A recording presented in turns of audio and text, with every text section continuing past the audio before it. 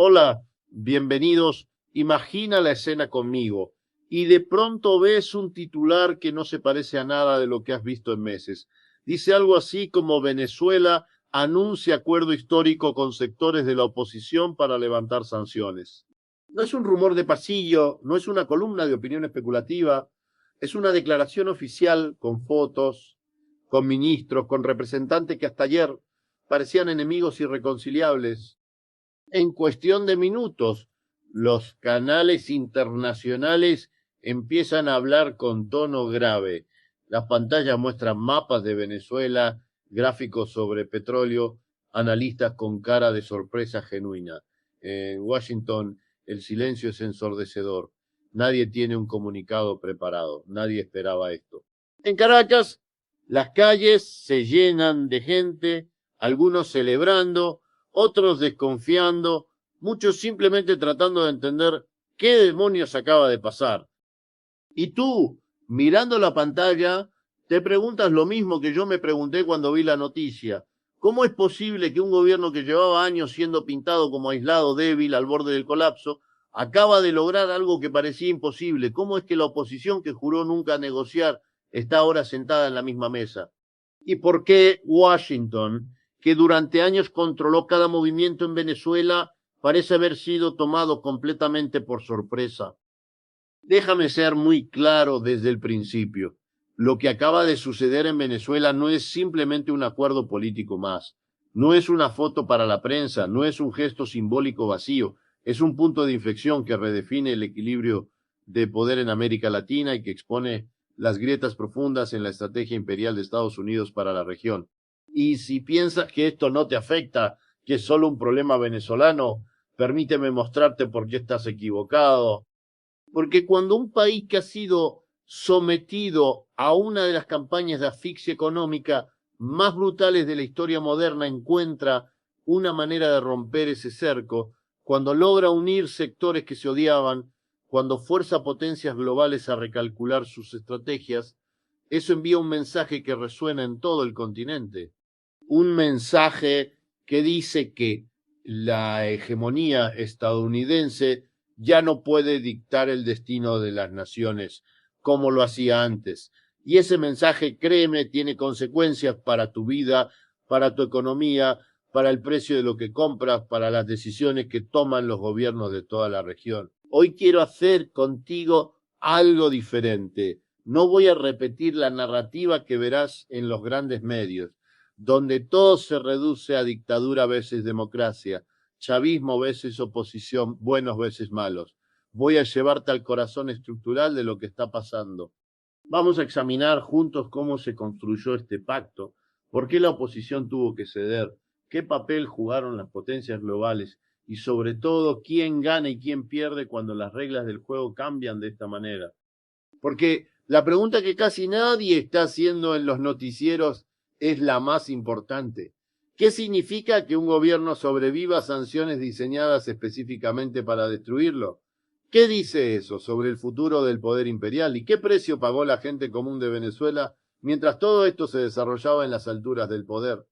Ahora bien, para entender la magnitud de lo que acaba de ocurrir, necesitamos tomar un paso atrás. Necesitamos mirar cómo llegamos a este punto, porque este pacto no surgió de la nada, es el resultado de años de presiones, de crisis, de cálculos políticos, de cambios en el orden mundial que la mayoría de la gente no ve hasta que explotan en un titular.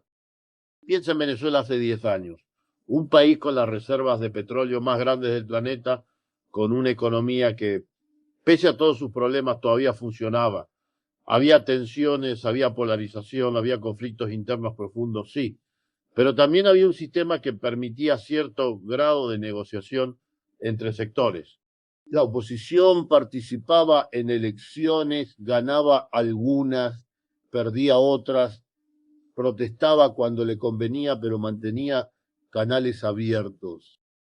Entonces llega 2015, 2016, 2017, el precio del petróleo se desploma, la economía venezolana, que durante décadas había dependido casi exclusivamente de la renta petrolera, entra en caída libre.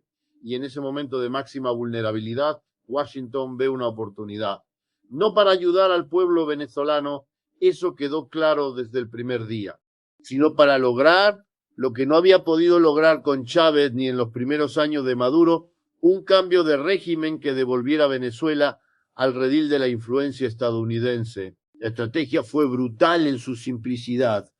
Primero, sanciones económicas progresivas, no contra funcionarios específicos, sino contra sectores enteros de la economía. Prohibir a Venezuela vender petróleo en dólares, congelar activos venezolanos en el extranjero, impedir que el país acceda a créditos internacionales, bloquear importaciones de alimentos y medicinas bajo la excusa de que financian al gobierno.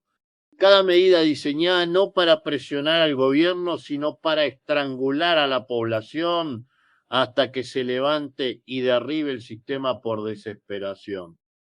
Y aquí es donde la historia se vuelve incómoda para quienes defienden esa política, porque las sanciones funcionaron exactamente como estaban diseñadas. La economía venezolana colapsó, la inflación se disparó a niveles que ni siquiera podían medirse con precisión, la gente empezó a pasar hambre, los hospitales se quedaron sin suministros, millones de venezolanos huyeron del país, creando una de las crisis migratorias más grandes de la historia reciente de América Latina. Pero el gobierno de Maduro no cayó, y esa es la parte que Washington no calculó bien, porque la teoría era simple: si aprietas lo suficiente el pueblo se rebela, derroca al gobierno y llega un nuevo liderazgo pro-occidental. Pero lo que realmente pasó fue mucho más complejo.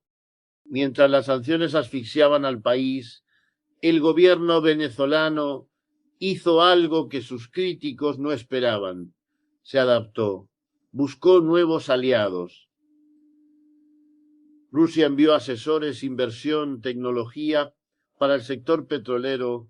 China mantuvo líneas de crédito abiertas, compró petróleo directamente burlando el sistema financiero occidental.